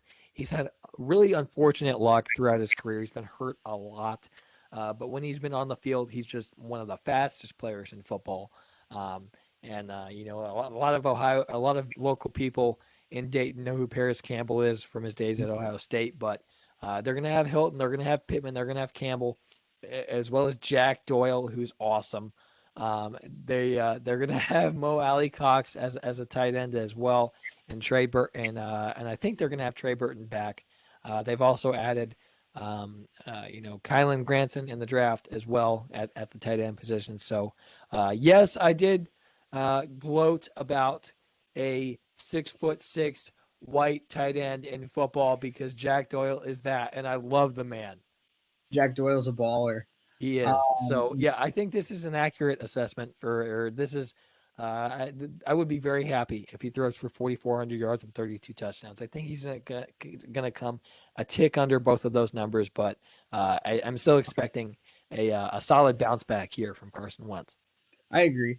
I'm going to list off 5 quarterbacks right now that kind of have, so-so expectations, and I want you to pick which one you'd most like to have as your quarterback. Carson Wentz, Drew Lock, Sam Darnold, Jimmy Garoppolo, or Andy Dalton. As far as right now, I think I'm going to take Garoppolo because, I think number 2 there will be Wentz, but I'm going to take Garoppolo just because of it. It's a what have you done for me lately scenario right now. And I love and Andy Dalton was serviceable for Dallas last year, but I'm going to take Garoppolo based on all those guys. All right. Well, let's move on to the Jacksonville Jaguars and Trevor Lawrence. Also, the Lakers and Suns are playing in game 2 right now. We'll give you a halftime score here in just a few minutes, but The Lakers look a lot better tonight than they did in game one. I'll just say that, Parker. It looks like the Lakers kind of got their heads screwed on straight because they're playing a lot better tonight. So Jaguars and Trevor Lawrence. They have Lawrence throwing for 4,400 yards, 31 touchdowns, 8 interceptions, 265 rushing yards, 5 touchdowns. I'm fine with the rushing totals. I think it's a bit less in terms of passing yards. I think he ends up right around 4,000. 31 touchdowns, I'm okay with. 8 interceptions is way too low for me. I think Trevor Lawrence makes a lot of rookie mistakes. I think he ends up closer to 13, 14, maybe even 15 interceptions. I think he has the arm strength. I think he has the talent to do 4,000 yards and 30 touchdowns. But I think he makes a few more mistakes than the 8 interceptions they're projecting. Yeah, I think he does as well. I think 4,400 yards is a little bit much. I wouldn't be surprised if he threw 25 or 30 touchdowns. I think he will. But I'm with you on the interceptions. I think he throws 13 or 14 interceptions as well. Rushing is something that he didn't do a whole lot of at Clemson, but he has the capabilities to, if need be. So I like the rushing totals here, but 4,400 yards is a little bit much. I'll put him around at 4,100 or 4,000 yards for the passing totals as well. Tack on 27 or 28 touchdowns for Trevor Lawrence there in Jacksonville. Let's move on to Pat Mahomes and the Kansas City Chiefs. 5,200 yards, 45 touchdowns, 7 interceptions, 280 rushing yards, and 2 touchdowns on the ground. I don't say this about a lot of guys that are projected for 5,200 yards and 45 touchdowns. Pat Mahomes could easily surpass those numbers. I mean, I think that's right in the ballpark for what I expect out of Patrick Mahomes. Yeah. Like you said, I'm not going to agree with 5,200 yards and 45 touchdowns a lot. But this is Patrick Mahomes. He's a Super Bowl champion, former MVP. So and still only 24 years old. Right. So I'm not gonna argue with this because it's. I mean, there's no reason to argue because Pat Mahomes will come out and he will throw for that number because it's just that he's just that good. Yeah, he is. And Pat Mahomes, I mean, I'm not a Chiefs fan by any means, and I love Joe Burrow, but I mean, Patrick Mahomes is must-watch football every single week, and he's just extremely entertaining to watch. I mean, I have zero. The only tie I guess I have to the Chiefs is that Travis Kelce went to UC, so that's pretty cool. But like, I didn't even really watch Patrick Mahomes much until he got drafted, but at this point in his career, what he's been able to do, MVP, Super Bowl championship, and he almost won another one if he didn't lose to Tom Brady. I mean, everyone loses to Tom Brady. There's no shame in that. Patrick Mahomes is already, I think, one of the more impressive talents that the NFL has ever seen, and his career is just getting started. He's must-watch football anytime he's on TV. Yeah, he is, and I mean, Chiefs football is something that I don't watch a whole lot of, but I've had to the last few years because the Chiefs have just been in the playoffs because Mahomes is just great. I don't think anybody is worth $500 million, to be honest with you. If you're an athlete, if you're doing something important like curing cancer or doing something important in the technology world, if you're a football player, you're not worth $500 million, no matter who you are. So I think if the reincarnation of Tom Brady number 2 at 25 years old, Brady, yeah, right. So Tom Brady's long lost brother Timothy Brady coming in and throwing for 6,000 yards. That guy ain't worth $500 million. So but this is a completely accurate assessment. Mahomes will be this good. He will throw for 5,300 yards. He will throw for 45 touchdowns, and the Chiefs will be back in the AFC Championship game. And he's probably going to win another MVP, and he might win another Super Bowl. I mean, that's just what that's the expectation. That's the bar that we have for Patrick Mahomes now. We're surprised if Mahomes doesn't win MVP, and we're surprised if we don't see Pat Mahomes in the Super Bowl. Right. He's the Tom Brady of the new era of the National Football League. It's surprising if you don't see him in the Super Bowl. No doubt about it. Let's move on to the Raiders and Derek Carr. Derek Carr is projected for 4,200 yards, 29 touchdowns, and 11 interceptions. I hate to be lame, 2 picks in a row, but I actually agree with this a lot, Parker. I think 4,200 yards is right in the ballpark I'd put Derek Carr. And I think 29 touchdowns and 11 interceptions sounds about right for a B-tier quarterback like Derek Carr that I expect those kind of numbers out of that. Yeah, I do too. Derek Carr, especially with Chucky as your head coach, Chucky's going to be on you all the time. You're going to run a lot of spider 2 wide banana with Chucky. But I'm with you. I expect more of the same with Derek Carr as this assessment goes. He'll be in the neighborhood of 4,300 yards, as well as 30 or 32 touchdowns. I'm gonna tack on a couple more touchdowns to this total. I think he'll be in the neighborhood of 33, 34 touchdowns this year.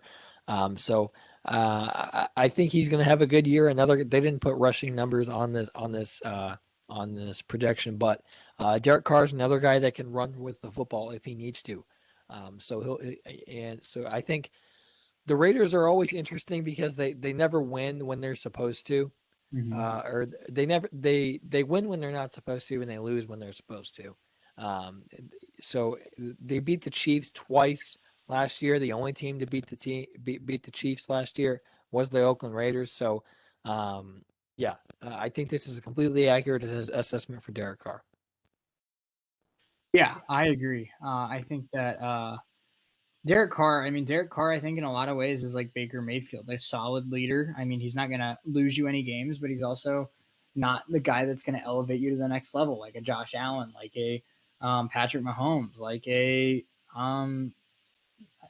early on we've seen it from Justin Herbert. I mean, as much as I bash Lamar Jackson's lack of throwing the football, Lamar Jackson's athleticism and playmaking ability puts him in that category of guys that can single-handedly win you a game. Right. This next one is a guy that I love. Justin Herbert is awesome. They have him throwing 4,600 yards, 34 touchdowns, 12 interceptions, tacking on 47 carries, 250 yards, and 4 touchdowns. Honestly, I think this is a little bit underhyped for Justin Herbert. I think we'll see him in the neighborhood of 4,800 yards, maybe even 5,000. I don't know. This is a really good – I love Justin Herbert a lot. Yeah. It kind of annoyed me that he cut his hair last year. Really did. It made him look like a 12-year-old boy. But I think I love Justin Herbert. I think he's gonna be really good. He's gonna be just like Joe Burrow, and he's gonna win an MVP at some point in his career. Nobody knows when or where that's gonna be, but he's going to win an MVP at some point. I think he'll be in the neighborhood of 48, maybe even 5,000 yards, as well as 35 touchdowns.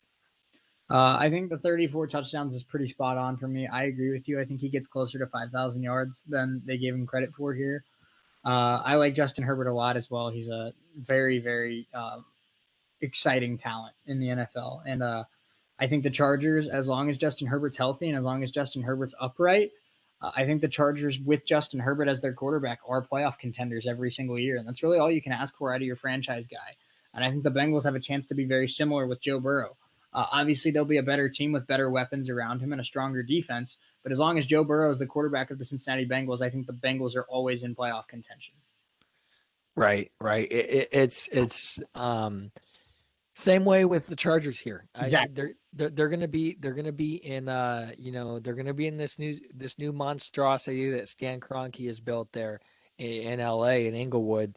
They're going to share the stadium with the Rams. The Rams, who another team that I'm excited about. We'll get to the Rams here in a little bit with Matt Stafford, but I like the Chargers a lot. I think Justin Herbert's really good, and I'm excited to see what he does next year. Me too. All right, let's talk about the Rams. Matt Stafford in his first season in LA. They have him throwing for 4,500 yards, 32 touchdowns, 9 interceptions. I think the 32 touchdowns is pretty good. I think the 9 interceptions is pretty good because I think Matthew Stafford's good at limiting mistakes. I think he gets closer, though. Instead of 4,500 yards, I think he's again at like 47, 48. So I think they sold him undersold him a little bit on the yards. But I think overall, this is a pretty good assessment of Matt Stafford. I think so, too. I agree with you in the fact that I think he'll be somewhere in the neighborhood of 4,800 yards next year. I think 32 touchdowns is an accurate assessment. 9 interceptions I like a lot. Matt Stafford is a guy who doesn't make a lot of mistakes. He's not going to throw a lot of picks, but he will be in the realm of 4,800 yards, 35 touchdowns, somewhere right in there. He has the weapons there. He'll have Robert Woods. He'll have Cooper Kupp. And he'll have Deshaun Jackson. Even though Deshaun Jackson is like 85 years old, he's still a valuable threat in the passing game. I mean, I like Stafford a lot. I love Cam Akers, the running back there in LA, and I love Sean McVay. So I think the Rams are poised to have a fantastic year. I couldn't agree more. And I'm very excited to watch the Rams this season. I think they have a lot of really exciting things in the works. They're clearly banking very high on the additions of Will Fuller and Jalen Waddle along with Devontae Parker, because I'm looking at Tua Tagovailoa's projected stat line here, and it's pretty surprising to me. 4,100 yards, 28 touchdowns, 9 interceptions. I could see the 28 touchdowns. I think we're closer to 12, 13 interceptions, and I don't think he gets to 4,100 yards. I think we're talking maybe 35, 36 max for Tua. Yeah, I disagree with this assessment wholeheartedly. I don't think he gets to 4,000. I think he's in the neighborhood of 32, 3,300 yards. Tua is more of a running quarterback. I think he'll be more in the neighborhood of 3,300 yards. Like I said, he will not throw 28. I think he'll be hover around 23, 24 touchdowns. I think he'll make a few more mistakes as well. He's still going through the growing pains of being in the NFL. I think he'll be somewhere in the neighborhood of 12, 13 interceptions. I know Jalen Waddle and Will Fuller are valuable targets, as well as Devontae Parker and Mike Gesicki there in Miami. But this is a little bit of a overhyped projection for Tua. Yeah, I agree. Let's get into. We got to kind of start to book it a little bit, because we got about 20 minutes of show left, and we're just about to hit our. Let me go back to where I was at, but we're just about to hit the Minnesota Vikings, which is our 21st team. So we still got a little bit to do. Kirk Cousins, 4,500 yards, 34 touchdowns, 12 interceptions. I think of Kirk Cousins as more of a 4,000, 4,100 yards kind of guy. I'd put him probably around 29, 30 touchdowns. I don't think he throws for 14 interceptions, though, either. I think he sits around 10, 11. I think Kirk Cousins is a solid quarterback, but I don't think he lives up to the numbers that they set for him here. I think it's probably about 4,100, 29 touchdowns, and maybe 11 interceptions. Yeah.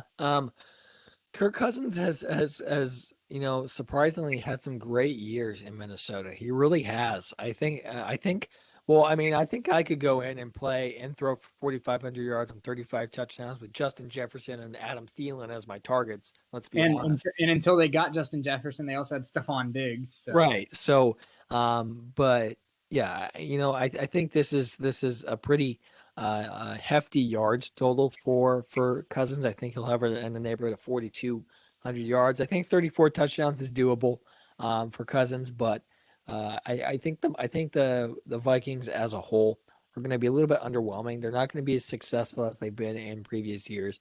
But don't get me wrong, their offense is going to be fantastic. It's their defense that is the thing that worries me with the Vikings.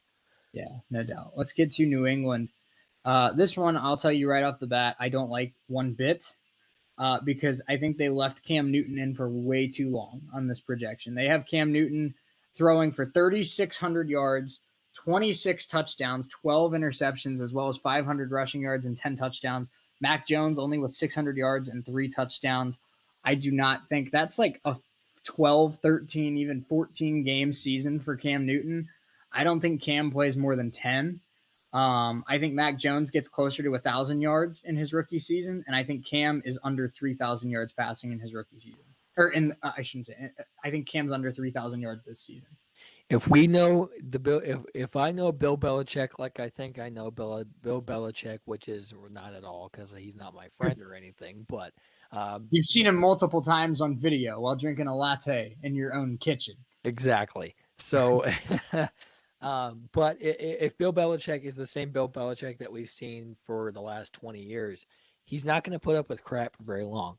And I think Newton's not going to be as good as this statement says. I think he'll be around 2,500 yards before Bill gets sick of him and say, let's see what the young guy from Alabama's got. So I think Cam lasts. I'd say they give him until midseason. I think they give him until about week 9 or 10. And if Bill doesn't like what he sees, he's going to put Mac Jones in there and he's going to see what he has. So, well, Bill's a winner, man. He expects this Patriots team to make the playoffs, and if they're hovering around 500 halfway through the season, he's going to make a change, and that change could be Mac Jones. It could be, and I think it will be halfway through the year, if not before that. I think Bill has a very short fuse, and his patience it doesn't last for very long. So I on to Cincinnati. Right. So I think that Bill's gonna make some executive decisions like the GM and head coach, greatest of all time at both spots, position that he is. He's gonna he's not gonna put up with Cam Newton for very long if he's not playing well, and he's gonna put in Mac Jones. You're going to see, and I think you're going to see a lot of Bill Belichick rub off on Mac Jones. You're going to see Mac Jones standing there on the sidelines in a cutoff hoodie like Bill wears. So I think Cam Newton's gonna struggle a bit like he did last year. And I think Bill's not going to put up with it for very long. I think we'll see Mac Jones a lot earlier than this article says. I 100%. Oh no! Oh boy. Oh, okay, I 100% agree with you. I think that this Patriots team, like I said, Bill is a winner, and Bill Belichick. I know a lot of people clown him for being kind of a mediocre GM, even though he's one of the greatest coaches of all time. But I think he had one hell of a draft this year, getting Mac Jones, getting Christian Barmore, getting that edge rusher Ronnie Perkins out of Oklahoma. Like, I think Bill killed it this year in the draft, and I think this Patriots team's got a fire in them. And I think this Patriots, I wouldn't be surprised at all if this Patriots team finds their way back to the playoffs. I think that right now I'd expect the Bills and the Dolphins to be 1 and 2 in the East, but if the Patriots pass the Dolphins, I can't say I'd be surprised because Bill Belichick finds ways to win. He does, and I think that every rookie quarterback goes through growing pains. I think Mac Jones is going to struggle a little bit early, but he'll find his own, especially under a guy like Bill Belichick. So, I think Cam Newton is going to struggle. I don't think they're a playoff team yet. I think they're going to hover in the neighborhood of 10-7. I almost said 10-6 again. They're going to hover in the neighborhood of 9-8, or 8-9, or maybe even 7-10. But they're going to struggle. But I think if Mac Jones is a lot better than I think they're a playoff team. All right, we gotta hustle. We still got 10 teams to do, and only about 15 minutes to do it. So let's hustle. Winston and Hill attorneys at law in New Orleans. They have Jameis Winston throwing for 4,500 yards, 30 touchdowns, 13 interceptions. I'll say right off the bat, this might be, I'm not a Jameis Winston fan, so I don't think I could call this biased, but I think that sounds about right in Sean Payton's system. I think Winston has a solid year. I think they air the ball out a lot, especially because Kamara is a receiving back. So I think 4,500 yards and 30 touchdowns sounds about right for Jameis Winston. They also have Taysom Hill throwing for 500 yards, 2 touchdowns, also having an interception, 400 rushing yards, 6 touchdowns, 200 receiving yards, and 4 touchdowns. So if Taysom Hill gets an interception, oh my goodness. But wait, does that mean they expect him to throw an interception, or does that mean they expect him to catch an interception on defense? I hope it's defense. I really hope they're predicting a defensive interception for Taysom Hill. I hope they put Taysom Hill in at safety or something, and he's just a lurking free safety that picks off. That would be so funny. What if he picked off Tom Brady? That would be awesome. Yeah, that'd be great. I think this one's pretty accurate for the Saints. I think Taysom Hill is the Swiss Army knife, like they said here. He does a little bit of catching as a tight end, a little bit of running the ball, like a read option style, a little bit of, kind of like wildcat offense, a little bit of throws maybe out of the Taysom Hill package for Sean Payton's offense. But I think Jameis Winston gets the majority of the throws, and I think 4,500 yards and 30 touchdowns sounds about right for Winston. So I think they did a pretty good job with the Saints. I think the Saints are I think they're selling Taysom Hill a little bit short here. I think he's going to throw from closer to 800 yards. I think Sean Payton's going to let out some slack with with Taysom Hill, and he's going to keep the leash shorter on Jameis Winston. I really do. I think Winston will be in the neighborhood of 3,500 yards. The touchdowns is interesting for me. I think Sean Payton is going to give both these guys a pretty equal shot, and he wants to know what he has, and he wants to have a quarterback set in stone by 2022. He does. Let's get to the New York Giants and Daniel Jones. 4,200 yards, 31 touchdowns, 11 interceptions, 300 yards, 2 touchdowns. They think that Daniel Jones is going to have a breakout year. I could see some improvement. I don't think it's this drastic of an improvement. I see Daniel Jones as like a 3,700 yard guy with 25 touchdowns, maybe like 10 interceptions, and probably about 300 rushing yards as well. Yeah, I don't think Daniel Jones is as good as everybody thinks, especially after he had a wide open field to run for a touchdown and tripped over his own feet. It's like, oh my Lord, dude, what are you doing? But I laugh at that, but I feel like I did the same thing. right, yeah. But yeah, I think Daniel Jones will be somewhere in the neighborhood of 3,500 yards. He'll throw for somewhere around 28 not 28 interceptions, my Lord, 28 touchdowns. If he threw 28 interceptions, I think Peyton Manning would be very happy. But I think he'll throw around 28 touchdowns. He'll be somewhere in the neighborhood of 13 or 14 interceptions. But I think he'll be somewhere around 300 rushing yards is an accurate statement. I think he'll get in the end zone more than I think he's going to make up for the one that he flopped on last year. He'll get in the end zone to make up for the epic fail that was all over sports news for days after that. But I think this is a little bit overhyped for passing yardage for Daniel Jones. I think he'll hover in the neighborhood of 3,500. Okay. Let's get to Zach Wilson, the number 2 overall pick out of BYU to the Jets. They have him I'm excited about this Jets team. I love Robert Saleh. They have Denzel Mims, Corey Davis, Jamison Crowder, Elijah Moore. This Jets offense is on the rise. Mekhi Becton. I like this team a lot. They got Elijah Vera-Tucker in the draft. I think this team is on the rise. I don't think it's this year, though, and I think they did a pretty good job nerfing Zach Wilson's expectations as a rookie. They have him throwing for 3,800 yards, 26 touchdowns, 13 interceptions with 100 rushing yards and 2 touchdowns. I think that's pretty accurate. 25 touchdowns, 13 interceptions sounds about right. Maybe it's closer to 3,500 yards than 4,000 yards, but I think Zach Wilson's going to have some of those rookie growing pains like we talked about earlier. So I think they did a pretty good job in this article. Even though the Jets' future is exciting, I think it's not a rough rookie year for Zach Wilson, but a year of a lot of learning.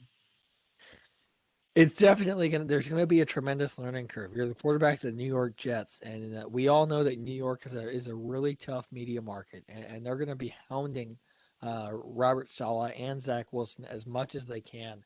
I think he'll be in the neighborhood of 3,300 yards. He's gonna struggle a bit in year one. There's going to be some rookie growing pains, as there are with every rookie quarterback. I think 26 touchdowns and 13 interceptions is a pretty good number. I can agree with that number pretty well. So I think the Jets are going to have another. It's going to be a struggle this year, both as a head coach for his first time head coach and a first time NFL quarterback, rookie quarterback. So I think he'll hover around 3,300 yards, but 26 TDs and 13 picks is a good number for me. I agree. All right, Jalen Hurts.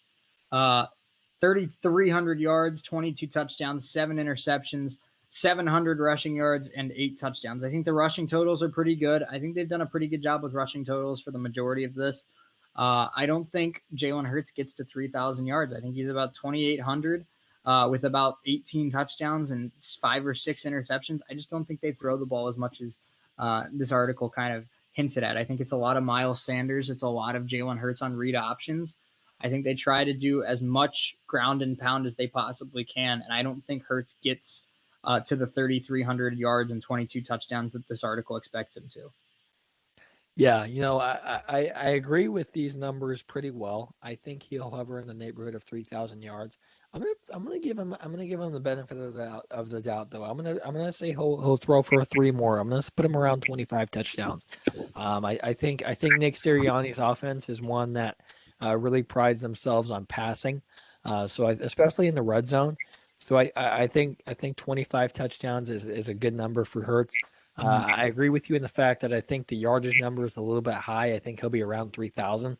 But this is an interesting one for me because I'm interested to see how Jalen Hurts performs in his first full year at the helm in there in Philly. Yeah, me too. And let's get to the Big Ben Roethlisberger Pittsburgh Steelers. 4,300 yards, 32 touchdowns, 14 interceptions. They expect a pretty solid year from Big Ben. I think the 4,300 yards is pretty good. Big Ben always seems to get yardage. I don't know about the 32 touchdowns, though. I'm thinking like 28 TDs for Big Ben and about 11, 12 interceptions. I think it's a Steelers team that rides Najee Harris the second half of the season. And I don't think Big Ben puts up the offensive numbers we're used to. I think the yards are there, but I think the touchdowns are lacking for Roethlisberger. Yeah, I think he'll put up the yardage numbers. I think the weapons there in Pittsburgh are ones that are very they're serviceable. They play very well when they're not making TikToks on logos of the other teams. This is an interesting Steelers team for me. I think the yardage number is a pretty good bet. Touchdowns will be hover around 30. So I like this. I think this is a pretty odds-on accurate for Ben Roethlisberger next season if he can stay healthy and if he can play well. 5 more teams to go here today. San Francisco, Garoppolo, and Lance. They have Garoppolo throwing for 3,600 yards, 25 touchdowns, 11 interceptions, and Lance for 700 yards, 5 touchdowns, 1 interception, as well as 200 rushing yards and 3 touchdowns in his rookie season. I do think Garoppolo might have the longest leash out of any of the Dalton. I guess it's Dalton, and then who am I forgetting? Cam Newton in New England. I think Garoppolo gets the longest amount of time before they replace him, but I don't think he gets to 3,600 yards. I'm thinking like 2,800 yards for Garoppolo with 15 touchdowns and maybe 7 or 8 interceptions. So I think Garoppolo's numbers are a little high. It's hard for me to predict Lance, but I'd put him closer to 1,000 yards. I think his rushing yards are fine, though. Yeah, I think Garoppolo is going to be he's going to be the kind of the leader, if you will, for Lance. I think he's going to be the guy if the 49ers are up big in a game, Lance is going to come in and do what he does. And if they're down by a lot, Lance is going to come in and play. I think this is another interesting one. It's one similar to it's one similar to the situation in New England. There's a guy who's been pretty proven as a solid quarterback in the NFL. But if he makes mistakes and they're going to put in the rookie, and Kyle Shanahan's another guy that is not going to have a lot of losing happen in under his seat. So I think Garoppolo plays pretty well throughout the year. I give him about 10 or 11 weeks before Lance actually starts a game for San Francisco, but I think these numbers are pretty accurate overall. Okay. We're going to be done with this show here in about 10 minutes. And when we are, I want you to go to Twitter and see the absolute bomb Shohei Ohtani just hit 117 miles an hour off the bat. I was going to mention that Shohei Ohtani is so good. And it wouldn't be a show every day if we didn't fangirl about Ohtani or WWSU success that we're having and a lot of fun. 10 minutes late on air. Right. So those are the 3 common threads for this show. We fangirl about Ohtani, we fangirl about WWSU, and we're 10 minutes late to air. Yep. Russell Wilson, 4,500 yards, 36 touchdowns, 7 interceptions, 400 rushing yards, 4 touchdowns. I think this is pretty dead on for Russell Wilson. I like these a lot, and I'm not going to complain too much. Not only because we're short on time, but I think that's pretty much what I predict for Russell Wilson as well. Right. He's gonna do what Russell Wilson always does. He's gonna come out the first 10 or 11 weeks and he'll have an MVP caliber year, and then the last 6 or 7 weeks he's gonna struggle a bit and not put up the same numbers as we're used to seeing. It's what Russell Wilson does every single year, and it's gonna be he's gonna have a similar year. He's gonna throw for somewhere around 4,500 yards, 35 touchdowns. I like that a lot for Russell Wilson. Tom Brady, 4,900 yards, 38 touchdowns, 8 interceptions. Another one just like Wilson. I think that's pretty spot on for Brady. Maybe a few more interceptions, like 10 or 11, but 38 touchdowns and 4,900 yards. I mean, I think that's perfect for Tom Brady, especially when he's playing with guys like Scotty Miller, Mike Evans, and Chris Godwin. Yeah. Even though Tom Brady's like 67 years old and on life support at this point in his NFL career, he's still really good. He won the Super Bowl last year, Very good. And especially with guys like you said, Mike Evans, Chris Godwin, Antonio Brown, Gronk, Scotty Miller, Brady, OJ Howard. I mean, I could go Gio up there. Bernard, Rojo, Fournette. Right. They got off the charts. I think 70-something-year-old Terry Bradshaw could go out there and win a Super Bowl with those wide receivers. So, I mean, this is very close. I like this statement a lot. I don't know. I don't think he gets to 38 touchdowns. I think he'll be in the neighborhood of 35. But I think the yardage is pretty accurate, as well as interceptions. Okay, let's do Tannehill. We've got two more. Tannehill, 3,800 yards, 30 touchdowns, 10 interceptions, 230 rushing yards, 6 rushing touchdowns. I think that the yardage is about right for Tannehill at 3,800.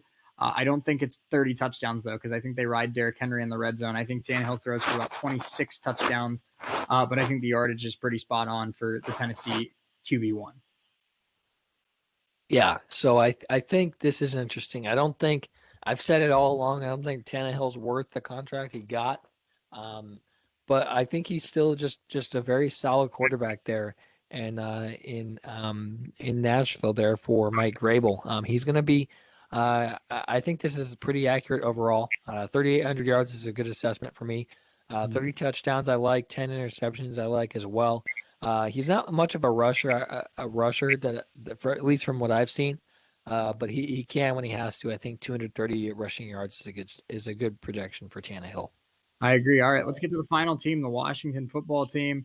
Ryan Fitzpatrick and Kyle Allen. They have Fitzpatrick throwing for 2,200 yards, 15 touchdowns, 10 interceptions, and they have Kyle Allen throwing for 2,200 yards, 14 touchdowns, and 7 interceptions. So basically splitting it down the middle, 50-50. I think I think the yardage is fine for Fitzpatrick. I think he throws for a few more touchdowns. I'd put him at like 18, 19. The 10 interceptions is fine for me. I think Kyle Allen's numbers are solid as well, with 2,200 yards, 14 touchdowns, 7 interceptions. So what do you think about that? They have Fitzpatrick and Kyle Allen pretty much splitting time 50-50. What are your thoughts on Washington? Right. I think this is an interesting one because I think Fitzpatrick is a guy who has just tremendous games whenever he feels like it. And it seems like he's done that for his entire career. He's one of the more successful quarterbacks, if not the most successful quarterback to come out of Harvard. Not only does he have a fantastic beard and plays really well whenever he wants to, he's also really insanely smart. He went to freaking Harvard. But I think Ron Rivera is another guy who doesn't put up with a lot of crap for very long. So I think this is pretty accurate with both these guys. They're going to get pretty equal playing time. And I think I like this projection a lot from Washington. Okay. Well, we spent the last 2 shows talking NBA for an hour. And today we talked NFL for an hour and a half. So there you go. We mixed it up for you a little bit. But again, we appreciate you hanging out with us on Keep It Real all week, all summer long, 1 to 3 every weekday on YouTube, whether it's on YouTube, WWSU 1069. We have fun bringing you video content every day, or it's just on our typical WWSU 1069 FM. We appreciate you there as well. So before we say goodbye and before we give our final thoughts, I think that this promo is absolutely elite, and I want to play it one more time just in case you missed it earlier. So again, Kev Nash, the absolute best in the biz, and this show now has a kick-ass back to thanks to the one and the only Kev Nash. Take a listen. What's going on? It's Kev Nash from Hot 1029 and 1410 Wing AM. And did I mention I'm a WWSU alum? You're hanging out with my guys, Testa and Neal, as they keep it real right here on Dayton's Right Choice. So good. Kev is just the greatest. I mean, that's like, I mean, we haven't heard Justin's yet, and I know Justin's going to come through and have some awesome ones as well. Justin's making one for this show too. Right. I know Justin is going to come through and have awesome ones as well. But Kev set the bar pretty high. So Justin, if you're out there listening, you got some tough competition, buddy. You do, absolutely. I mean, it's like me showing up for director meetings thinking I'm knowing what I'm doing, and I'm competing with Pat's work in the engineering department and Morgan's work in the marketing department. It's like the bar is set high for Kev Nash. Kev Nash put the bar very high, and Justin Kinner, I think he will deliver. But he's got some tough competition, and he knows that because he also knows that Kev's one of the best in the biz. So, any final thoughts today, Parker, before we call it a day? Well, it was just it was a great day today. I went out and I played a little golf. Didn't play as well as I wanted to, but I went out and played a little bit. So it was a good day for that. And I think Kev put the cherry on top for both of our days today. So shout out to WWSU GOAT, if you will, and Kev Nash. Again, absolutely. And again, like Mackenzie and everyone in that hallway in the student union probably doesn't know what the heck I was squealing about for 30 minutes this afternoon, but it was the Kev Nash promos. They sound spectacular, and we really appreciate it. I've said that a half dozen times this show, but we do really appreciate it. We appreciate you hanging out with us all summer long. Hey, this show is getting better and better by the day. We now have the back twos, we have the promos, we have the content. We're starting to figure out the technology, and hopefully soon we can grow it even more. So thank you for hanging out with us. We'll see you again from 1 to 3 tomorrow. And make sure tomorrow morning at 11 a.m. on Thursday that you're checking out Wright State in Milwaukee from Nishwitz Stadium. If you can get to the Nish, do that. If you can't, it'll be on ESPN3. Watch Jake Strand and the Raider gang go for the Horizon League Championship. Player of the Year Quincy Hamilton tries to show the league why he was the Player of the Year. So I'm excited to watch the Raider gang in action tomorrow. So am I. We talked about it for 20 minutes today, but the Raider gang is just awesome. They've done some great things this year, and I'm excited to see. I'm excited to see them win this Horizon League tournament. They will win this Horizon League tournament. So I'm excited to see that, and it's gonna be a great couple weeks here ahead for Wright State baseball. No doubt about that. Absolutely. All right. Well, we'll see you all tomorrow at 1 o'clock. Take it easy. Keep it real with Testa and Neal. We'll talk to you tomorrow.